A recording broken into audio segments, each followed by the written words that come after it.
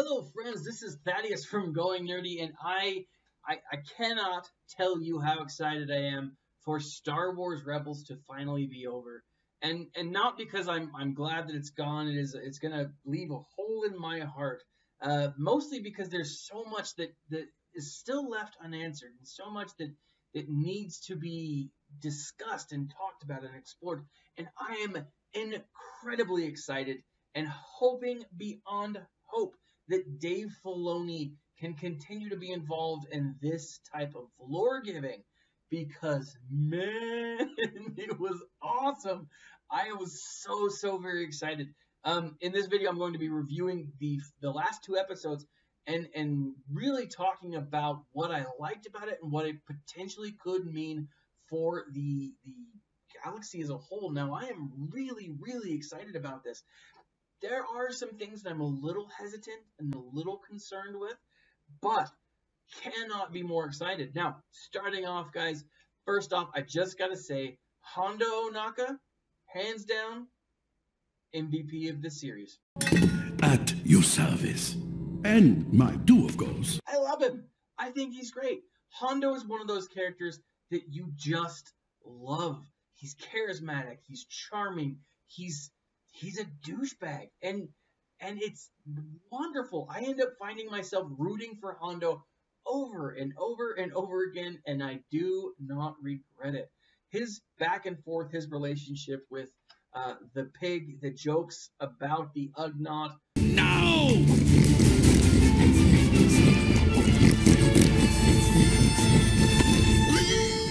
They can fly. Very funny.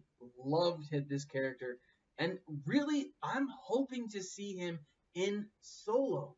I really want to see Hondo in a live action film.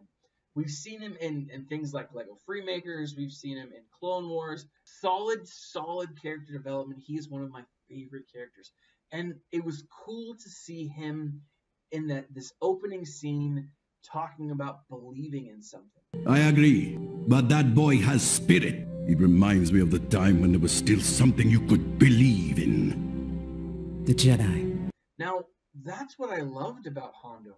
Hondo is a scoundrel. Pirate that is pirate, my dear. So much more romantic than a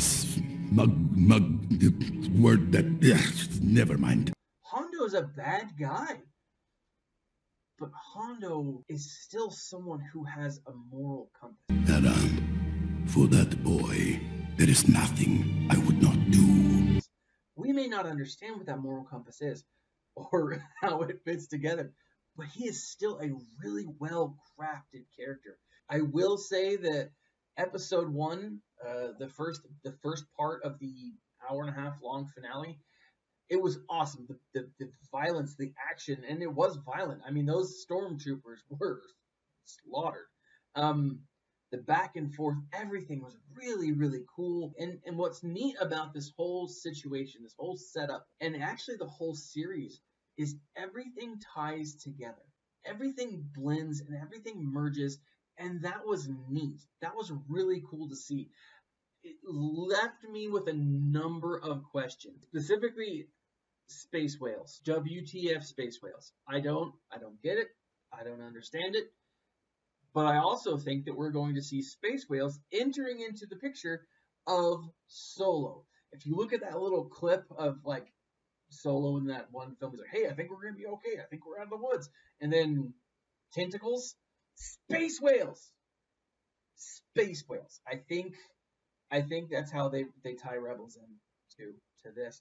Maybe it's not. Maybe there's more to it. I don't know. I'm very excited, but it just looks like space whales. Now, one thing that was surprising at the end of the first episode, I mean, it really did focus on the first part of their plan, and the second episode really took off. I mean, it went clip after clip after clip.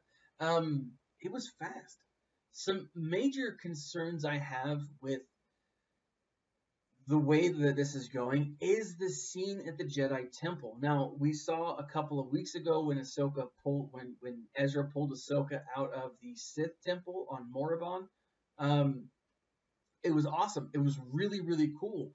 But people are like, oh, now he can travel through space and time. And then some people are like, oh no, that's not possible. He can't travel through space and time. This is a specific event. This is a specific thing that's taking place. And, you know, the Force is willing him to do this. I don't think that's the case at all.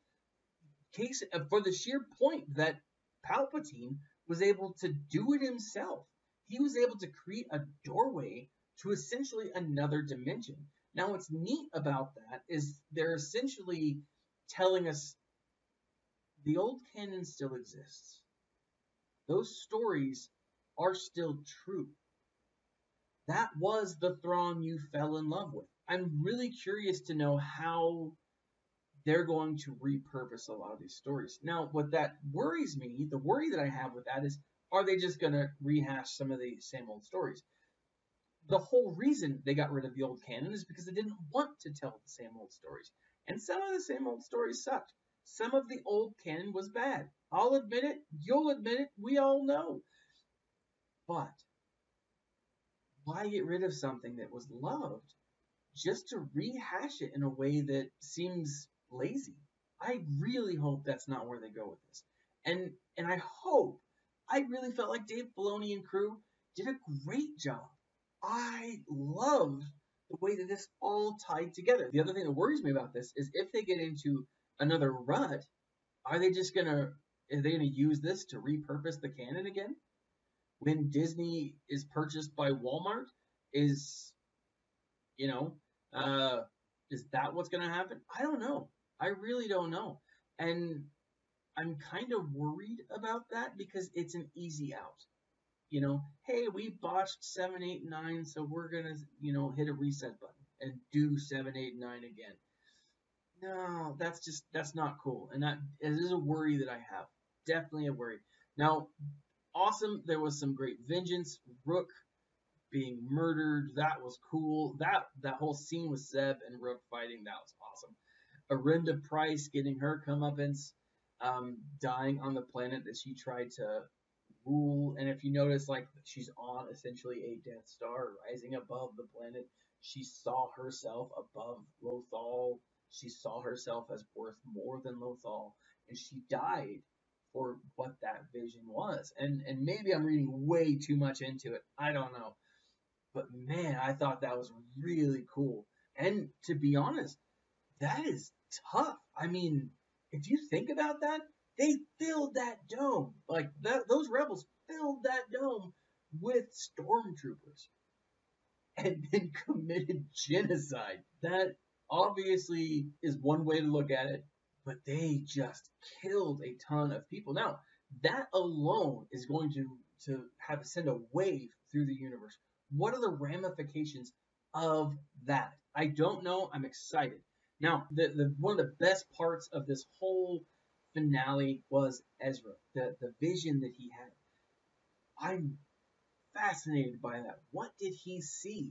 What did Kanan see in his vision when he was, right before he died? What did he tell Ezra? What does Ezra currently know? And what stories are going to come from Ezra and Thrawn? My goodness. Now, here's the thing. Thrawn is very calculating. Thrawn, while he may not have known about this, he knows something is up.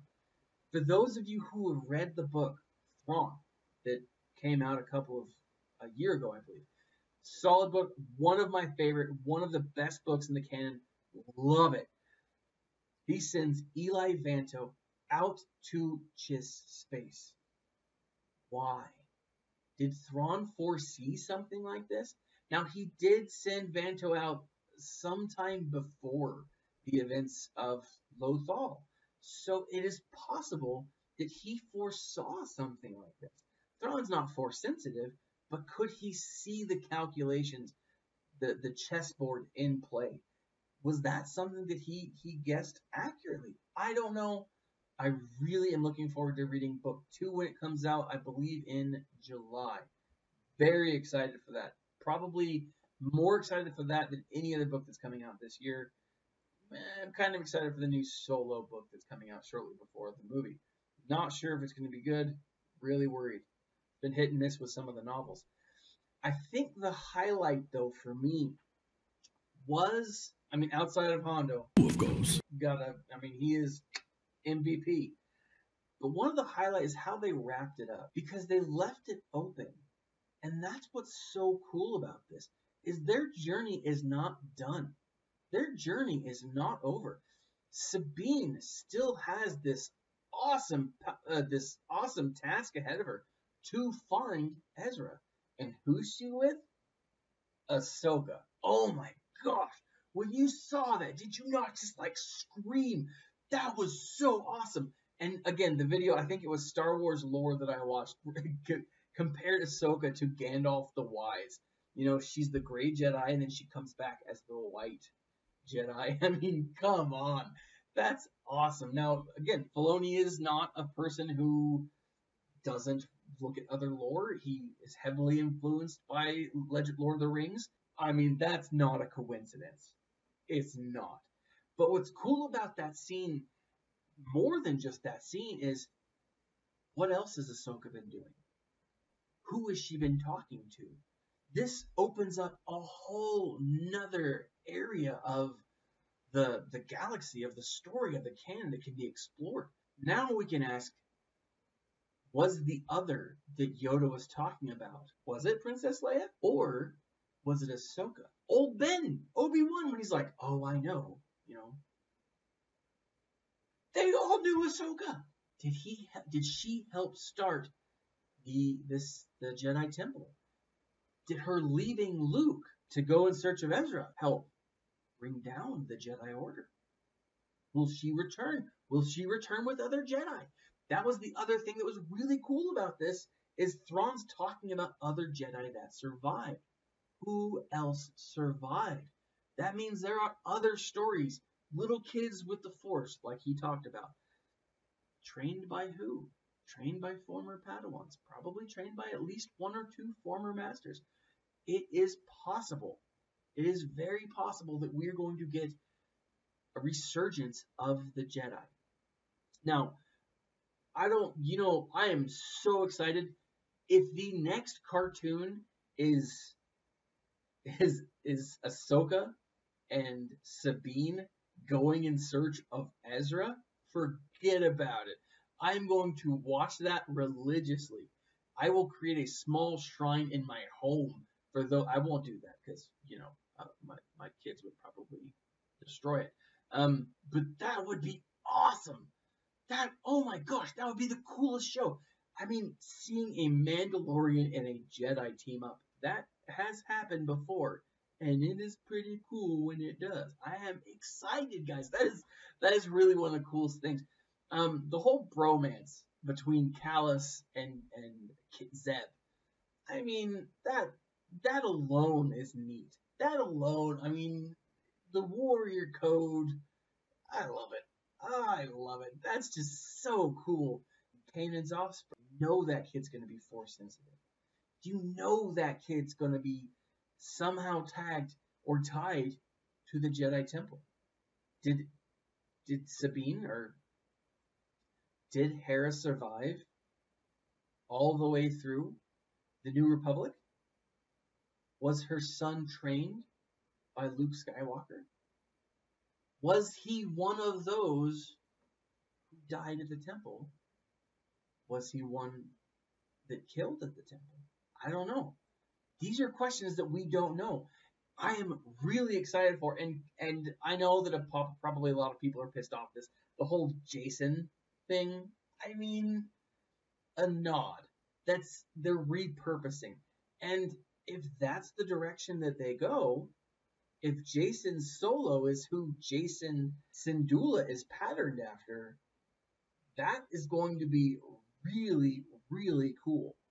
I don't know how it'll play out. Maybe Jason Syndulla is the one who kind of convinces Kylo Ren or Ben Solo to start thinking about some things that he probably shouldn't. I don't know, guys. It does leave a lot of questions unanswered. There's a lot out there, and I'm looking forward to seeing it. This is Ezra's glorious return in one form or another. I kind of hope that it's in either a cartoon or a book or a series of books. I would love to see a series of books that explore Ezra and Thrawn's what they're doing. Filoni himself in an interview said that those two are not dead. So we'll see. Their story is not over. The story of Rebels is not over. There's still many stories to tell, and I am looking forward to consuming all of them. But if you saw the season finale, the series finale, not even season finale, what did you think? Was it good? Was it bad?